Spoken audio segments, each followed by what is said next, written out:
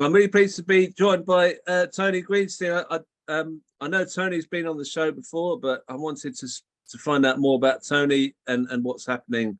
Obviously, he's been found guilty in Wolverhampton court about the Palestine Action process that he was planning. Could you tell us, Tony, what happened? What were you sentenced for exactly? Well, I'm awaiting sentence yet, but I've been convicted along with 3 others of going acquit, in essence, with the intent of committing criminal damage against Elbit's Shenstone factory, which manufactures drones manufactures engines for Israeli drones, which then used to target Palestinians. So in Gaza, I mean, you have drones circling in the sky, making a horrible noise for 24 hours a day. You have a drone hovering, which may at any time unleash a missile. You have no way of knowing what is in the mind of the person controlling the joystick, etc. But 85% of Israeli drones are supplied by Elbit, and Shenstone is the factory that manufactures the engine. So we went to quit. We were going to occupy, or some people were. I wasn't myself, because I was just a getaway driver that didn't get away, in a sense. But nonetheless, Elbit has been the target of Palestine Action for the last 2 to 3 years, because it is a major, really, enabler of war crimes. And really, under British legislation, it should be prosecuted under the International Criminal Court Act 2001. But because Israel is a firm strategic ally, there are no prosecutions, because they have to go through the Attorney General. So, I mean, that's the same with Saudi Arabia and what's happening in Yemen and so on. British foreign policy does not have an ethical dimension. It's about protecting Britain's interests, or the interests of rich and powerful corporations. So, I mean, that is it in a nutshell. And I was arrested and prosecuted in a 7-week-long trial, and I come up for sentence on Monday with others. So what happens then? Who knows?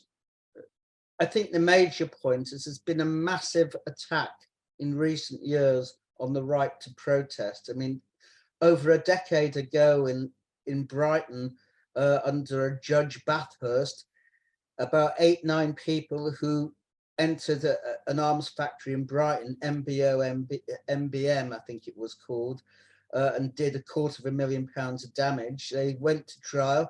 Expert witness was given about their activities. They had a judge who became extremely sympathetic, having lived in Palestine, and a not guilty verdict was delivered. But today, judges have fallen into line, and we see that in Julian Assange. I mean, it's a case crying out to the heavens for justice. I mean, what's his crime? Exposing American war crimes in Iraq, in essence. But who's prosecuted? The person who reveals the truth, not the people who committed the war crimes. And our judges are happy to turn a blind eye. I mean, that's the nature of the justice system. It is, of course, not a justice system. So all sorts of defences that were available have been withdrawn, like lawful excuse, for example. Juries are having so much hidden from them, they're not able to reach proper verdicts. You're not able to explain why you went and what is the reason. So trials have become in many ways conveyor belts, whereby the prosecution and the judges very narrowly control what evidence is allowed and what arguments can be made. So that is a situation I and others are in, and people will pay the price, and people are going to jail, not just Palestine Action, but climate action activists. I mean, they've been foremost amongst displaying posters which say juries have the right to decide on the basis of their own conviction or conscience. Now, my judge has said that's not allowed.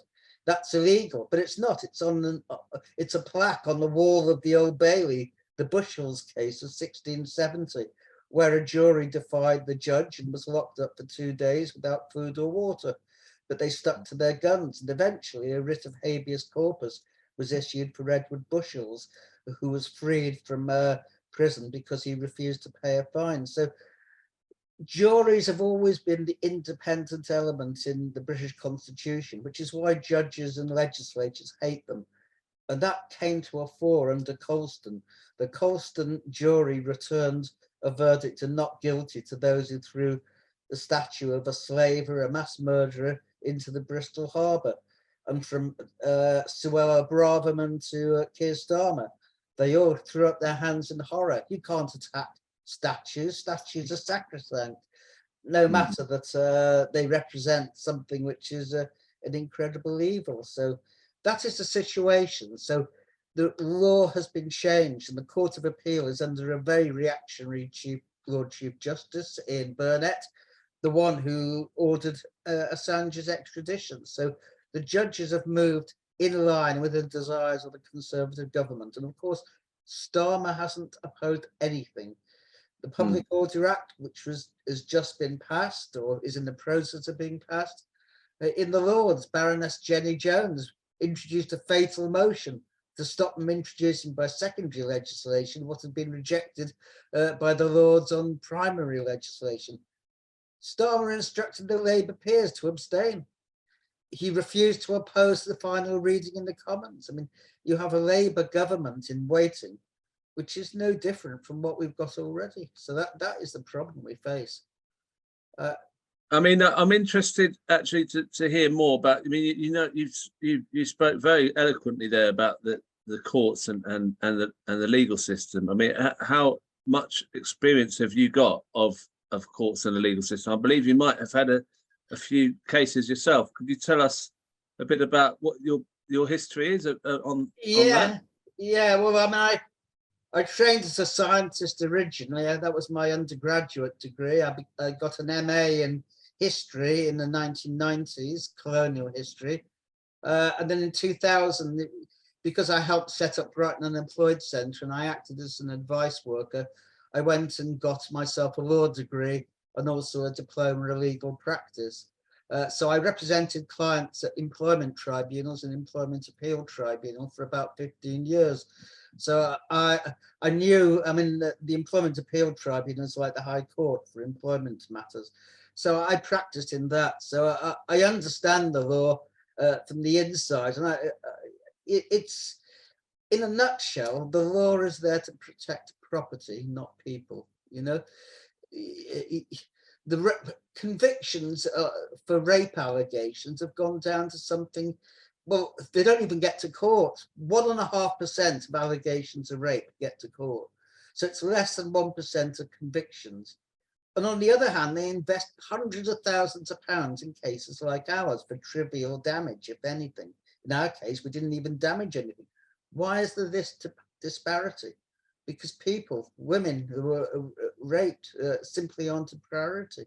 And, you know, I mean, we know from the police attitudes that many of them don't consider rape to be a serious crime. So, I mean, that's the nature of the law. It's based on the needs of property. And Lord Denning expressed it very well, that hunger is not a defense against theft. Because if you did that, who knows what all manner of evil will walk through the door. And I'm quoting him literally in a case, Southwark v. Williams. So, I mean, that is the attitude to the law of the law. Property is sacrosanct because we live in a class society. And how many times have you been in court yourself for a case involving you?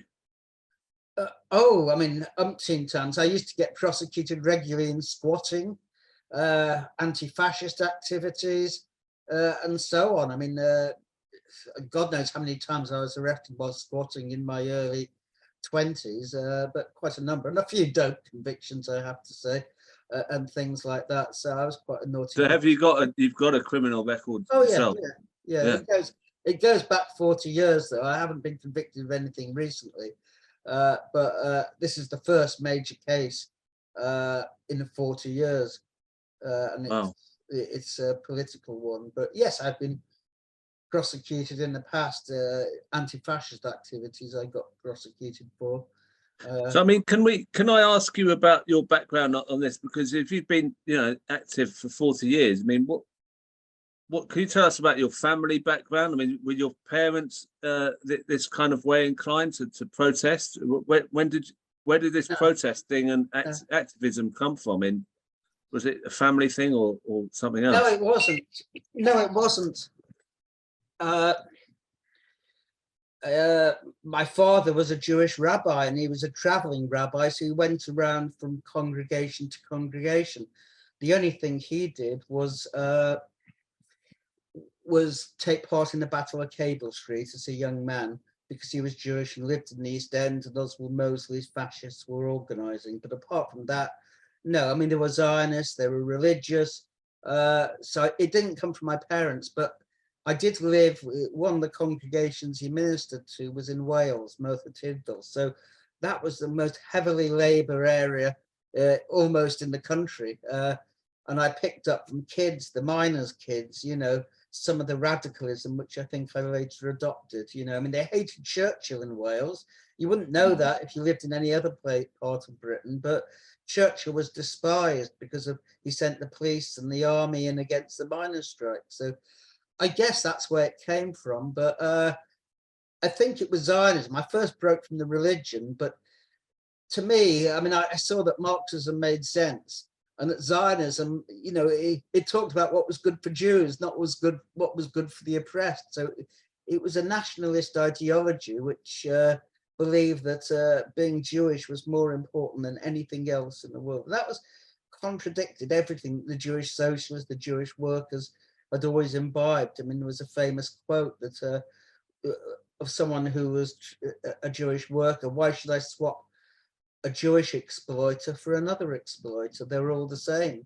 But to Zionism, being Jewish is above all what counts, and establishing a Jewish state. But you know, I mean, Zionism, it takes the book of Joshua as its main inspiration in the Bible.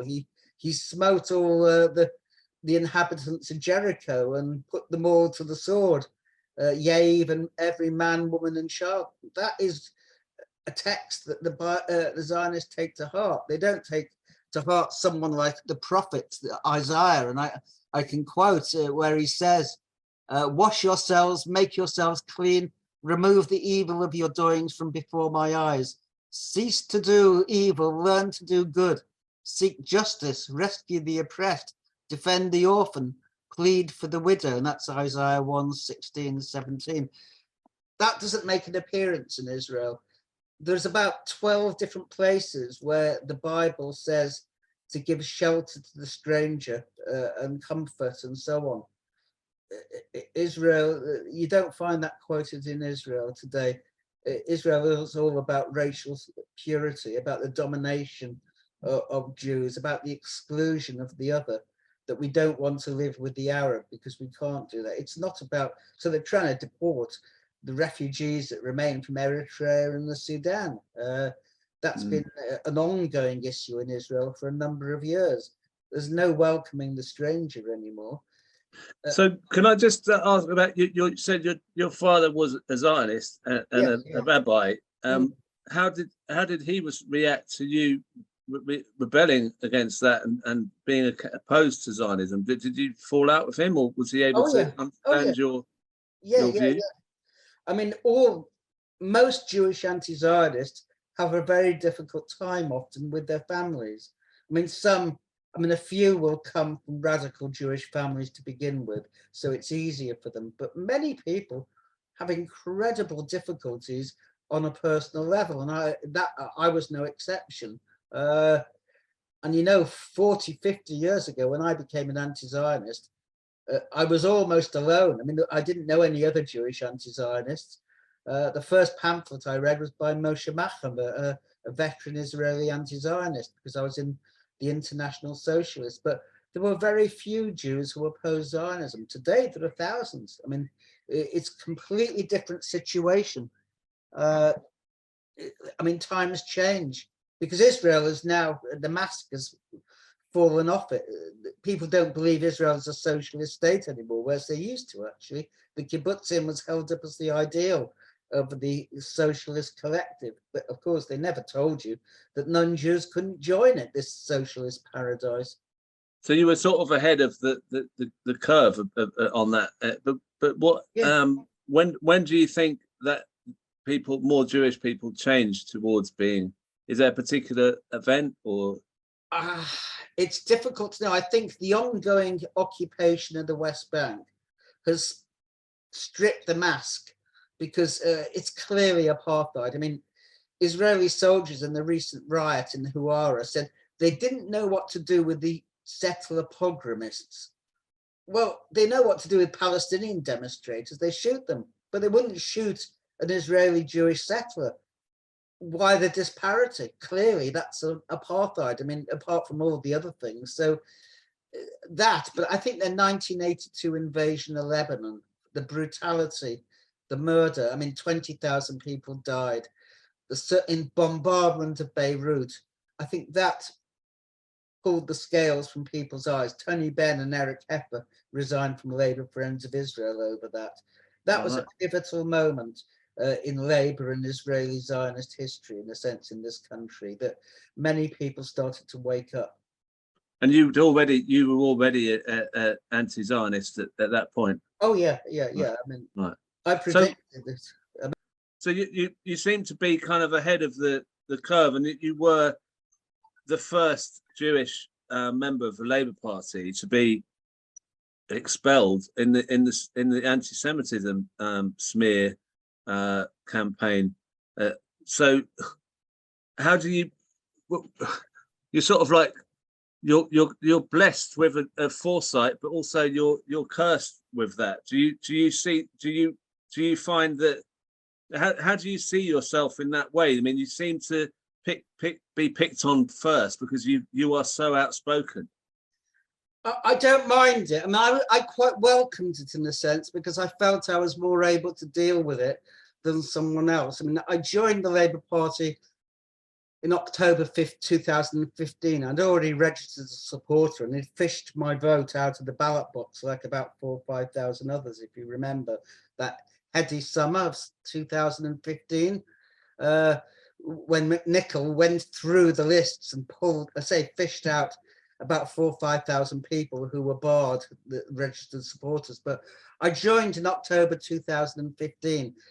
Clearly, the Zionists saw red, because I was targeted immediately. And in March, I think it was March 16th, I received a letter from John Stolliday, who now works for Unison, simply saying I'd been suspended because of remarks I was alleged to have made, nothing more. They wouldn't tell me what those remarks were. I learned 2 weeks later from joint headlines in the Telegraph and the Times, I've been expelled, I've been suspended for a whole series of remarks, such as Israel is more concerned about saving benefits by Holocaust survivors dying. Well, I was quoting a Haaretz article to that effect. I was quoted as saying that Israel's marriage laws are like those in Nazi Germany. You can't marry a non-Jew. I was quoting Hannah Arendt, the greatest Jewish political philosopher of the last century. So, you know, all these things, but they were ill formulated. And I had an interview with a Labour investigator, and then a 2-year investigation. And then I had to go to the High Court to obtain an injunction, because they rang me up, they emailed me after about 20 months.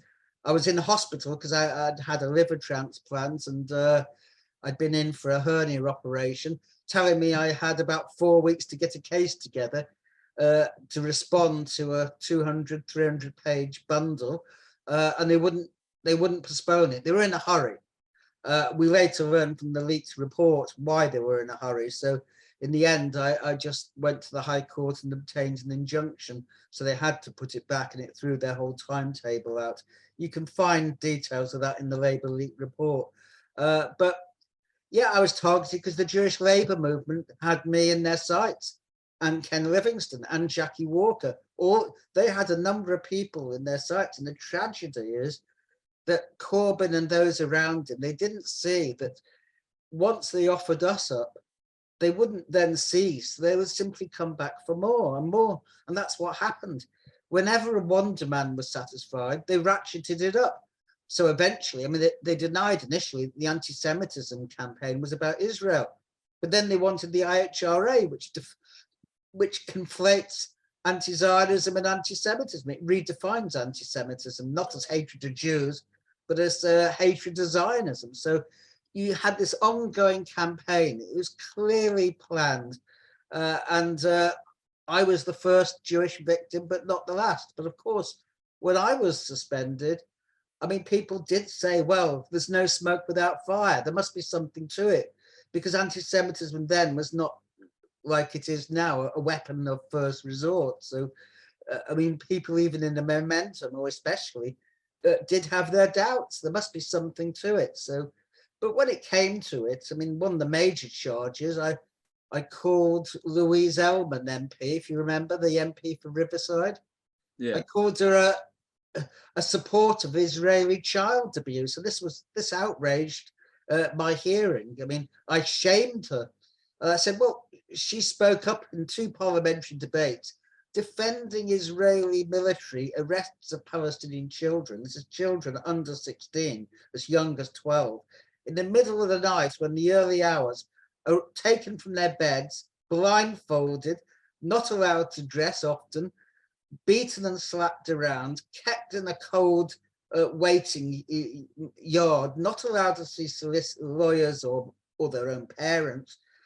And Louise Ellman was justifying this and saying they're being incited to throw stones, as if living under occupation, a military junta, you need incitement to oppose the occupation.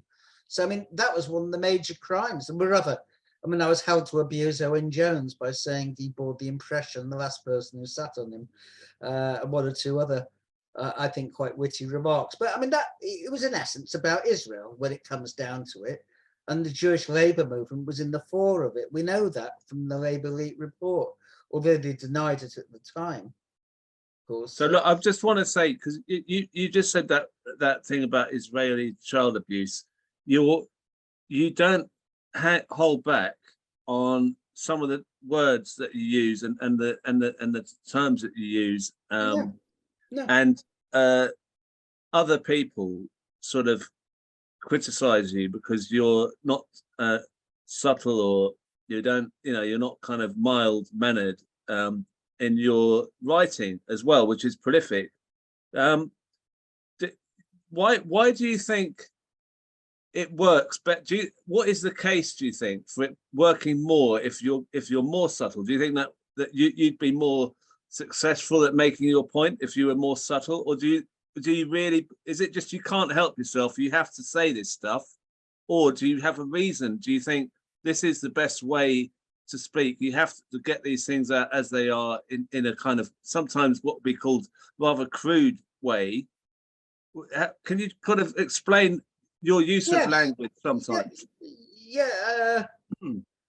I suppose I take my inspiration from the prophets. They castigated the Israelites. They didn't hold back. One of my favorite Israeli mentors, in a sense, he was a Zionist in a sense, was Yeshayahu Leibovich. He was a professor of philosophy. In fact, he was a polymath at the Hebrew University, who was awarded the Israel Prize, but then there was a massive protest about this, so he declined it. But he described the settlers as Judeo-Nazis. He said they worship not God, but they worship the land. They're idolaters. He didn't pull his punches. I think if you believe in something, you have to say it as it is. So I called Louise Ellman an enabler and a supporter and defender of child abuse, because that's what the Israeli military do to Palestinian children. They kill them, they beat them up. Sexual abuse is rampant. I mean, 60% of girls report sexual abuse. I mean, do we pull our punches and pretend otherwise?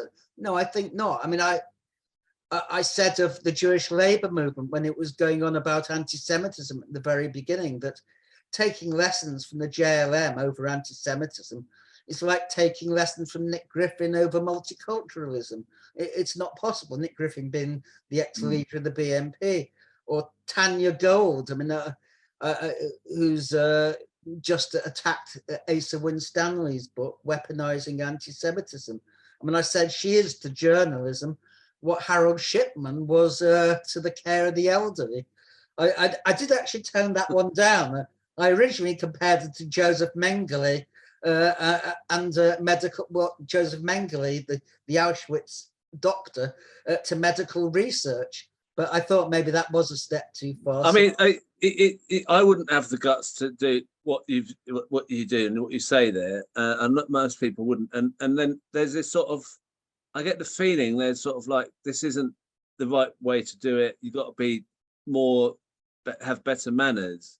You know, what's that all about? Why do you think people think manners are so important? And when we're facing such a terrible situation with people being smeared as racists and anti-Semites who are not, I mean, why are we worrying about our P's and Q's when the other side are at us? Well, that's with horrible smears? That's right. The other side doesn't hold back, but we are so guilt-tripped over identity politics, not giving offence and so on, that many people, they mistake form for substance. And I think that's the problem.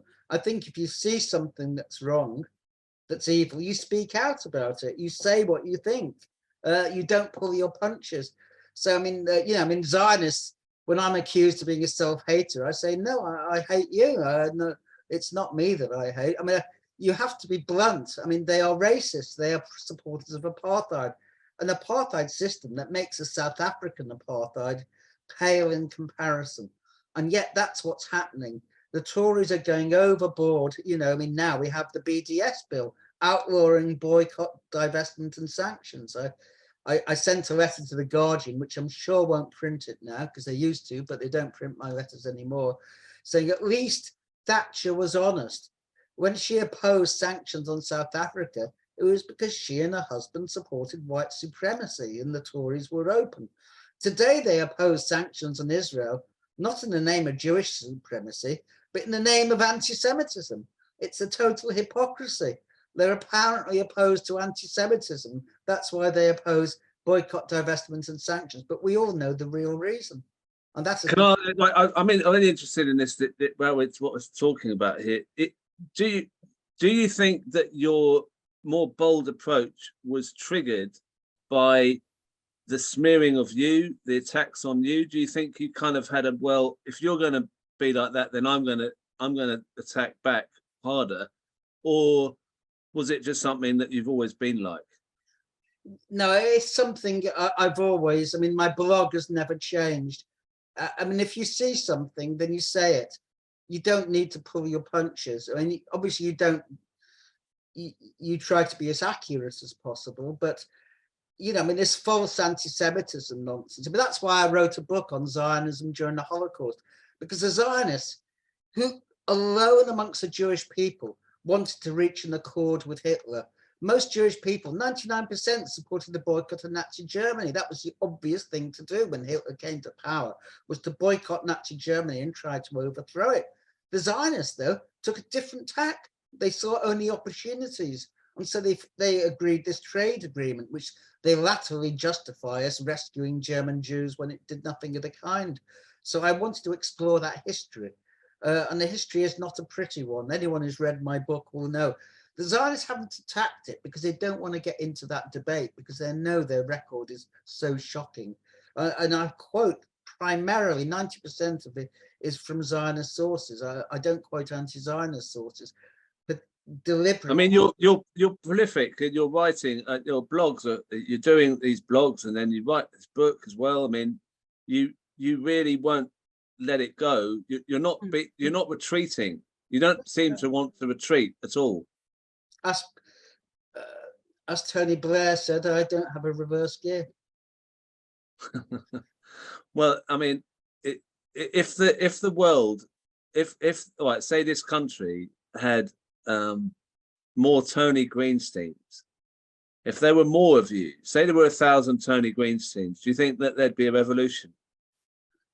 Probably not, because I think the problem we have in this country is who is going to be the agent of change. And I mean, I don't know how old you are, but you'll remember maybe the miners' strike and the dockers and we've lost all the big battalions of the working class, and so we have a real problem that the trade union movement has moved to the right. It's become depoliticized. We have a bureaucracy which carefully controls the workforce and so on. I mean, the trade unions today are primarily policemen of their own members. That is a real problem. So I'm not sure. I mean, there are many, many people. I mean, I get a lot of support, believe it or not. That's how my blog has continued. I mean, I have many people who attack me, but also many people who are supportive. So there are many people who speak out, and I think there are far more. And although I've got my criticisms of JVL at times, I mean, that organization would not have existed 20 years ago. But of course, it was never about Jews. The anti-Semitism nonsense was about defending apartheid, using Jews as the excuse. And I give the example in my book. Israel uses the Holocaust whenever it can to defend its actions. You know, I mean, Menachem Begin, when he was surrounding Beirut with the Israeli army and bombing it, spoke of Yasser Arafat like Hitler in his bunker. But, you know, Holocaust survivors, over a third of them in Israel live today in absolute poverty. They can either afford to heat or to eat. They can't do both.